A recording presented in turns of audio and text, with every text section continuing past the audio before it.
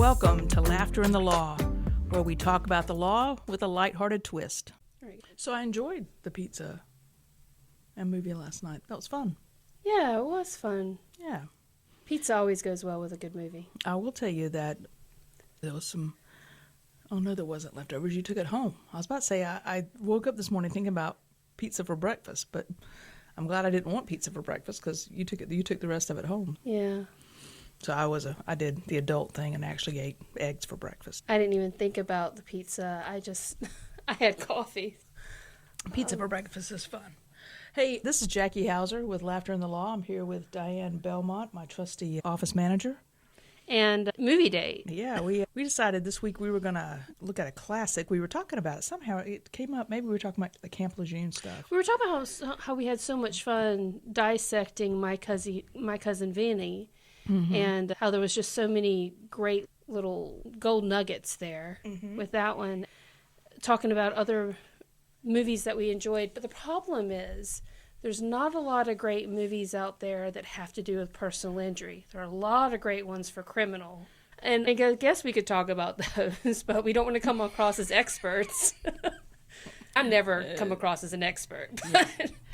Yeah, criminal law is not my forte.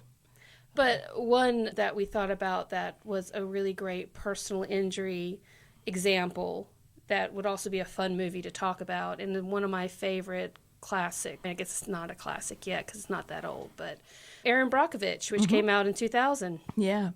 So in 2000, I was a paralegal, and because I didn't go to law school until 2006, so I had been a paralegal for 15 years, and I had just gone from being a paralegal. During that year, I transitioned from full-time paralegal to full-time paralegal instructor at the community college. Cool. So that was quite the pivotal year. Did you happen to work this movie into any of your syllabi? Yeah, I really didn't. I don't know why, but I missed a grand opportunity there.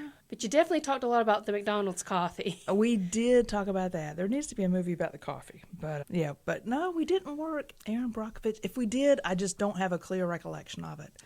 I didn't make it an assignment or anything like that. Whenever the movie came out, I was a teenager. So I was not allowed to watch that movie. And as a 30-plus-year-old woman watching it, I was sitting there going, am I old enough to watch this? Just because of the language. She loved dropping that F-bomb whenever she got passionate. I didn't remember the F-bombs as much from watching it originally. But because there's so much quality in that movie. Yeah. But whenever we were watching it last night and taking some little notes, I was like, language, people, language. I will tell you this brief, can I tell you an aside? Definitely. Let's go to the aside. Here comes a rabbit trail. So, in our law firm, there was never a lot of bad language. There may be an occasional damn tossed out there. Are we talking about a current law firm or whenever you were a paralegal? The one that I was a paralegal in. Okay. Yeah. There wasn't a lot of cursing from the lawyers, certainly not from the staff. There just wasn't. They were very professional. And I'm not saying that cursing makes you unprofessional. I'm just saying that just wasn't part of our chemistry and culture in the firm. Then we hired this female attorney. It was our first female attorney, and we hired her and she was originally from Chicago. And it was just so funny. She comes in, she sets up her office, she's a great lawyer, and everyth's going great. And man, you hear her on the phone, and it's, you jumped up, and she's just throwing all the expletives in there, and it's ringing throughout the office, and we're like, wow. We're not used to that. Is that in line with our brand? That's right. And eventually, that went on for a day or two. And eventually, you saw the senior partner go in there and shut the door and just have a little heart-to-heart. That's just not the way that's just not our persona here. And if you could tone that down, that would be fabulous. Yeah. And she did. She said, I'm from Chicago. That's just the way we talk. Yeah. And we're like, yeah, now you're in North Carolina, and that's not the way we talk here. At least not in this firm. And that is not going to get you results. If anything, people are going to bristle and buck back even harder because they're going to be like, how dare you disrespect me? It's just a different culture. It is. It's Southern hospitality, and we can be rude while still calling you sweetheart and honey. But we have to remember, this movie was set in California, And we have to remember that Erin Brockovich was someone, from the very beginning of the movie, you find out she doesn't have a lot of education because she's been focused on taking care of her kids. She has a lot of aspirations. And she says in that very first interview, in the first 5 minutes of you meeting this character, she says, I'm a hard worker. I learn fast. I'm going to be the best employee that you can hire. And she just had, oh, poor thing, listening to her on the phone too. She's trying to find ads that they will interview her at least. And she's, I don't have a resume. Hang up. You feel sorry for this character who has so much potential. Yeah. But in a way, playing devil's advocate here, she also is her own obstacle. Oh, man. She cannot get out of her way. Yeah, that's a great way to put it. She can't get out of her way. Yeah. And I think you can see it throughout the movie, she took any type of challenge as a personal attack. Yes. And then or misunderstanding. Yeah. And then her reaction was, I'm going to fire back, and you shot a BB gun at me, and I'm going to throw a bazooka at you. Yeah. She would explode. Yeah. She would bristle up. Yeah. Sometimes, she thought it was an attack against her intelligence. Yeah. Or her capabilities. Yeah. And that was a soft spot for her. That was the underbelly where she was definitely very defensive about that. Yeah. And one thing that she was very defensive about was her clothing. She definitely, again, was not conforming to the culture of the law office, and that prevented her from making friends. Yeah, and I'm going to tell you, I've never liked the culture of the law office in that I remember my first day going to work in a law office. I was wearing a suit. It was a skirt and a jacket. Skirt suit, like Teresa in the movie. Yeah, the skirt suit, button-up blouse. I had a little bow tie on. Did you really? A bow tie? I want to see young Jackie in a bow tie suit skirt ensemble. Whenever I got that job, and I had been employed as a secretary. Yeah. And I got that job, and I remember my mom going shopping with me, and she bought the suits. We bought 2 suits. We bought a gray suit, and we bought a black suit. And I think both ensembles were like $100 a piece. So that was a lot of money. Yeah, especially since you were coming from a family that didn't have a lot of generational or anything. Right. We're just hardworking blue-collar people. You were the first person in your family to get a college degree, right? Yeah. And I'm married now. I'm married with kids, but Mom goes and helps me buy clothes for my first big girl job. She's super proud of you. She is. And I remember we went where everybody went in those days. We went to Belk, and we bought our nice fancy clothes, and I bought those 2 suits. And we knew we could mix and match them, and we bought a couple of blouses to go with them. And hanging up on a rack, they had little female lady bow ties to go with each one. We bought 2 bow ties with each one. Oh, my gosh. I don't know what happened to those bow ties. I didn't wear them for very long. But you also wore hose, right? Oh, every day. And heeled. Hose and heels, yep. Yeah, every hose day. and heels. And that just wasn't me. That's not how I want to dress. That is not me. I want to be casual and comfortable. So Erin, and if I had Erin Brockovich's body, I might dress like her, but I've never had that body. I just want to be, if I could go to work in my pajamas, that's what I would do. I think you could also see throughout the film that she slowly conforms. A bit, yeah. But still has her own style. Yeah. So there's a nice compromise. Also, what I really love seeing in her journey through the film is that she starts off really easily irate at misunderstandings or what she feels as personal attacks. But by the end, there's at least a couple of scenes where you see she's holding it together until it's just her and Ed, and then she explodes. Yeah. And then the little bit of confrontation she has with her love life relationship, but she stays calm and almost rational, and also at a point of, I will not compromise my future anymore. It was really great to see that character growth because she's definitely a flawed heroine. Oh, yeah. That's a great description of her, I think she'd even agree with that. Yeah, she definitely is. She's definitely a heroine, but she definitely has her weaknesses. And so. Ed, the lawyer, he is definitely a flawed hero. Yeah. I think the word you kept using throughout the movie was pushover and relaxed. Oh, what was it? Resistance. Something about... He always took the path of least resistance. That's it. Yeah. He took the path of least resistance. Yeah. Now, granted, he does open up to her, and we hear about this case that had with an airline, and he hints about that, and he got buried in paperwork, and he lost that case, and he doesn't want to make that same mistake again. Then you understand a little bit, but you also are like, people's lives are at stake here. Yeah. There's a great tension in that movie, too, without being melodramatic, which I think is really great. But, okay, so let's talk about a couple of the themes or fun scenes in the movie before we actually talk about the case itself. Okay. So there were a couple of times... Oh, I'm going to talk about this one first. In her own trial, about how she was really great when he was questioning her, but on that cross... Yeah. And then at the end, she was like, open and shut case, open and shut case. That's, you promised me things and you're terrible at apologizing. Do they even teach lawyers how to apologize?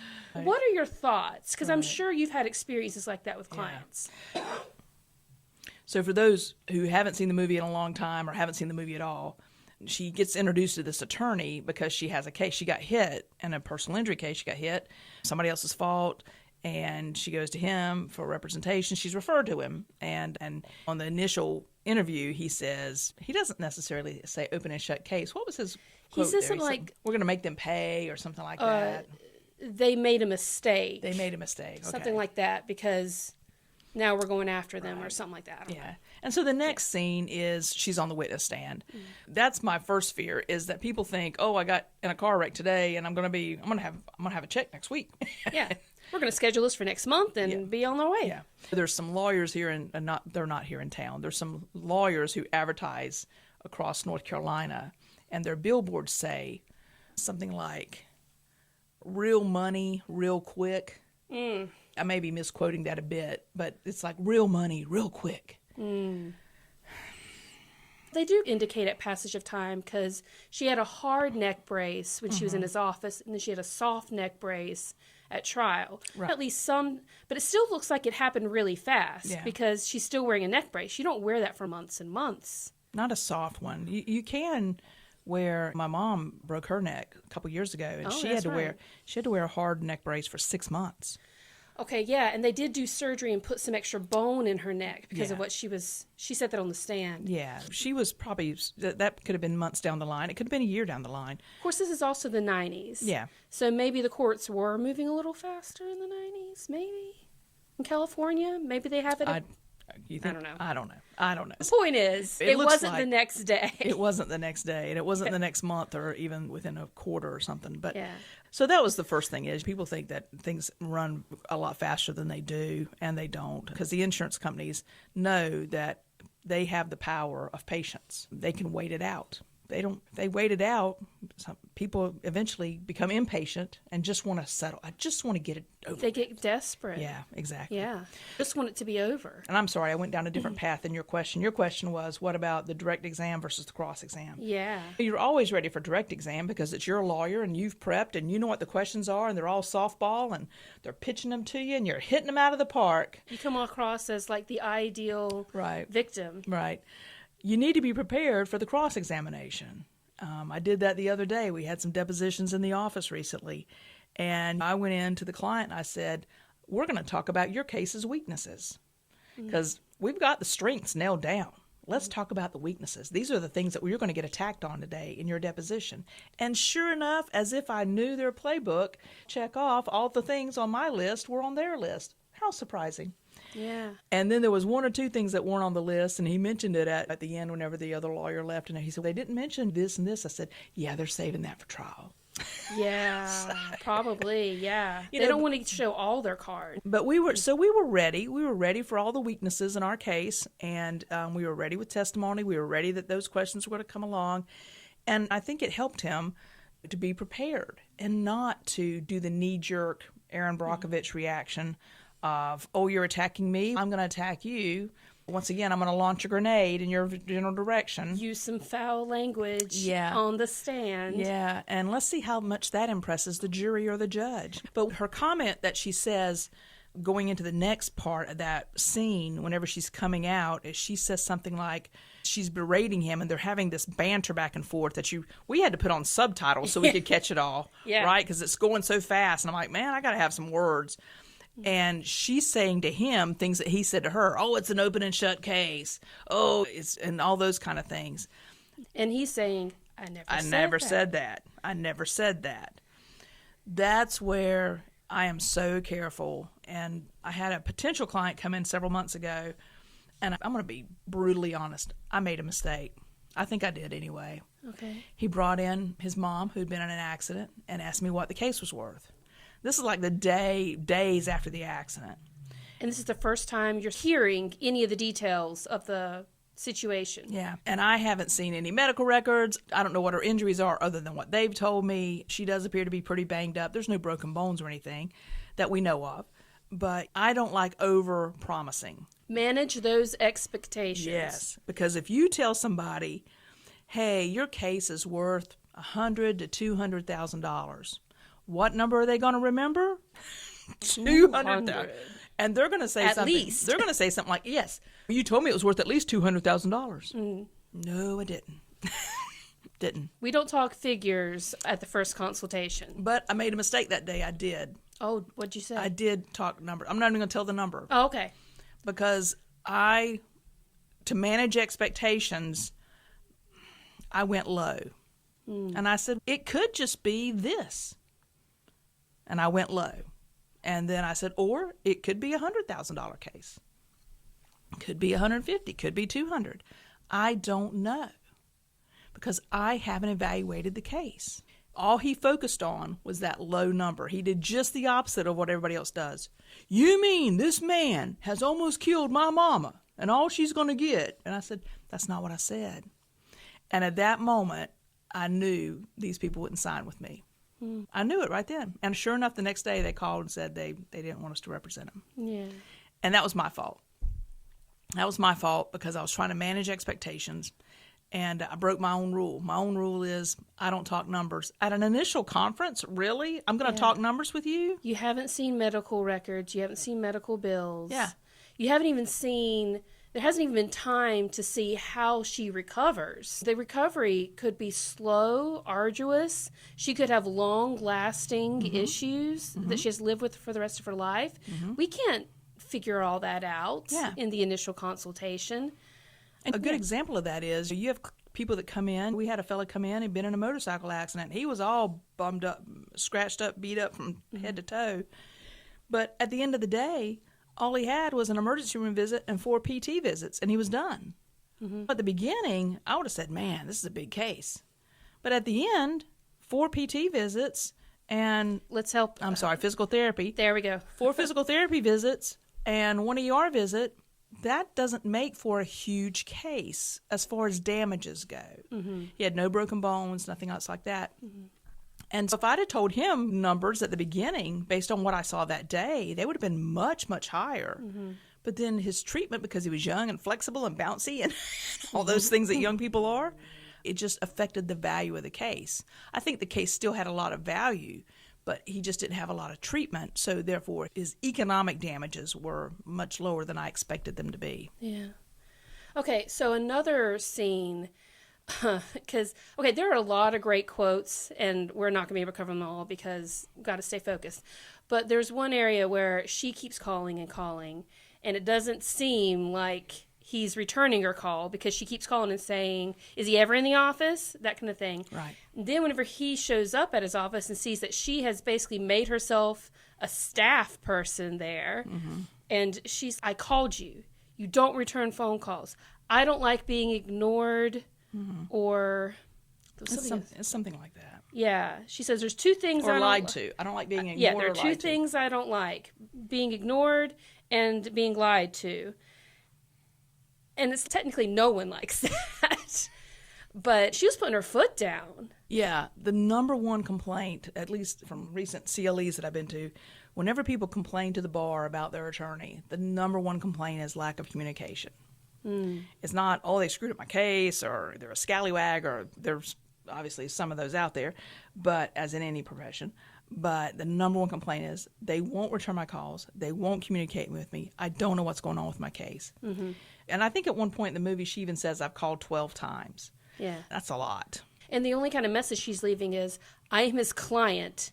I want him to return my call. That doesn't really tell you a lot either, except that considering he knows that she's explosive, he's going to get on the phone with her and she's going to rip him a new one. Yeah. But that was wrong on his part. You have to communicate with your clients. That's your job. Back in the 90s, there weren't that many options. It was a call. Nobody had faxes. You couldn't fax somebody at their house. So you either called them, you left them a voicemail, or you saw them.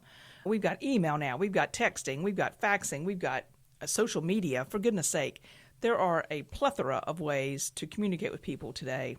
And so there's really no excuse for not communicating with your client. Yeah. In today's world. And you also get to see his growth and his journey in the film, too, because he starts off really evasive, quiet, path of least resistance, tacky ties and suits. As she points out. But by the end, like, he's doing door-to-door visits with her. He's just in a printed button-down and some khakis. He's relaxed his look to be able to be more relatable to his clients. He's showing up. Yeah. He's making the calls. Yeah. I think at one point she calls him in the middle of the night and he's in an athleisure wear as he's looking over the case. Oh, yeah, that's right. That's right. Yeah. It's just, it was really great to see that she was able to make him a better person because he's another flawed hero. They both had their strengths and weaknesses and evened each other out. Yeah. Yeah, absolutely. Okay, hold up. Before we continue, it looks like we've run out of time. We've just spent way too much time talking about these first couple of topics. And I know there's so much more we wanted to cover, but it looks like we're going to have to save it for another podcast.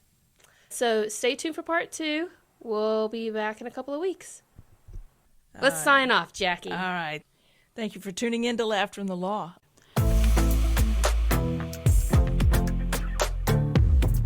Thank you for listening to Laughter in the Law, where we talk about the law with a lighthearted twist.